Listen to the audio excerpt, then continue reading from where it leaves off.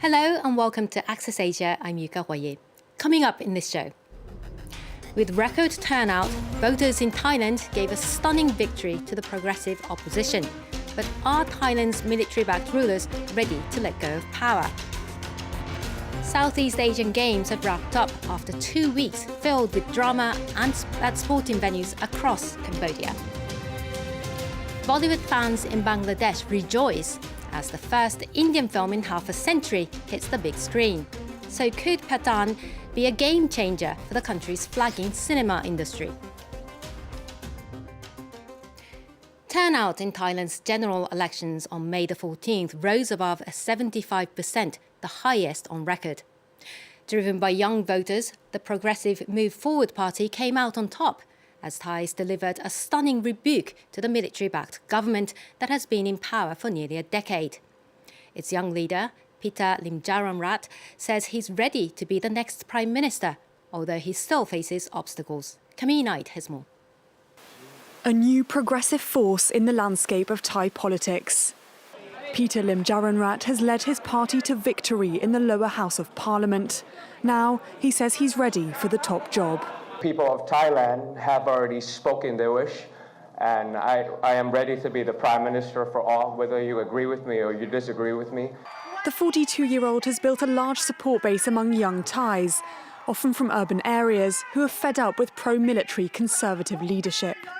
He's already vowed to push ahead with a move to change the country's controversial royal defamation law, which can put people in jail for up to 15 years for anything deemed as an insult to Thailand's royal family.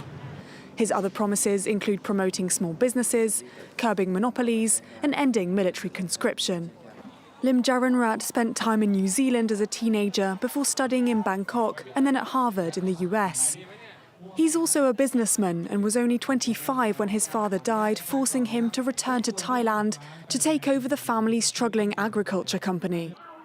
One of the younger candidates of Thailand's election, Limjaroenrat is also popular on social media, often posting photos with his 7-year-old daughter. But in a country where military coups and court orders have often trumped the ballot box, his success in the election doesn't necessarily mean the road to Prime Minister will be a smooth one. He needs to gather enough votes in Parliament to make up for military-appointed Senate members. Support from the runner-up Pheu Thai party is a strong start. For more on what's in store for Thailand's politics in the next few weeks, let's cross now to Bangkok to speak with Virot Ali, lecturer of political science at Thammasat University. Mr. Virot, thank you for joining our programme. It's a pleasure. Now, voters gave a clear message to the military-allied elite in Thailand that they don't have the will of the people to govern. Does this mean a huge change is in store for the country? Yes, it is, but yet it has a lot of obstacles waiting for it as well. But this is the first time, because if you go back 20 years, for the democratic alliances that was led by the Thai party, has always won an election for the democratic side by securing around 15 million votes. But this time, the Future Forward Party has secured 15. And yet Pita Thai party, who's the second largest party at this election, has secured 10. So for us, what's intriguing is that Move Forward Party has successfully pulled in 10 million more voters into the Democratic camp. So it was a big shock for the conservative side, and at the same time for the voters, for the what we call democratic alliances, including Move Forward Party and Pita Thai party as well. It was a big shock. And for Pita Thai party, it was a shock in a sense where they've never lost the election for the past 22 years. This is the first time. Now, despite having won those 25 million votes together with its potential alliance partners in the lower house of parliament, Mr. Pita still faces a battle, doesn't he? Could his plan to amend Thailand's tough lèse-majesté laws, for instance, could that be a stumbling block? I think this particular issue would be pushed back a little bit because few other parties do not agree with the policy itself. But for Move Forward Party, they said that even though in the coalition or in our MOU, it might not have this issue of 112, but as a party, they would push this forward anyway in the parliament. So that's one of the obstacles. And other obstacles would include Kun Pita has this issue of holding some media shares in a company that was called ITV, which has been shut down for many years, but the company has still not yet kind of properly dissolved because there have been some cases with the company itself. So by Thai law, politicians cannot hold any shares in the media as well. Whether would that be enough in order to disqualify Kun Pita? This is one of the big worries for the voters in Thailand at the moment. And on the other hand, in Thailand, it's not simple. To become a government,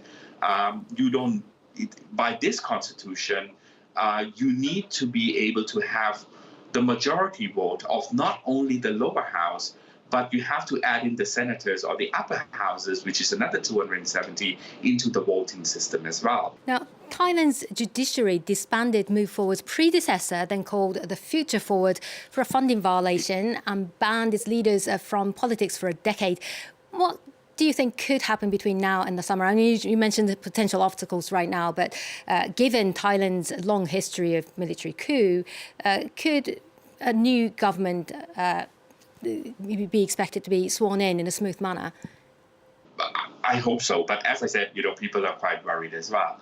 As for the Future Forward Party, the leader of the party, Kun Thanathorn, was disqualified by the same particular charge, where he had some certain shares in a magazine company that closed down 3 years ago, something like that.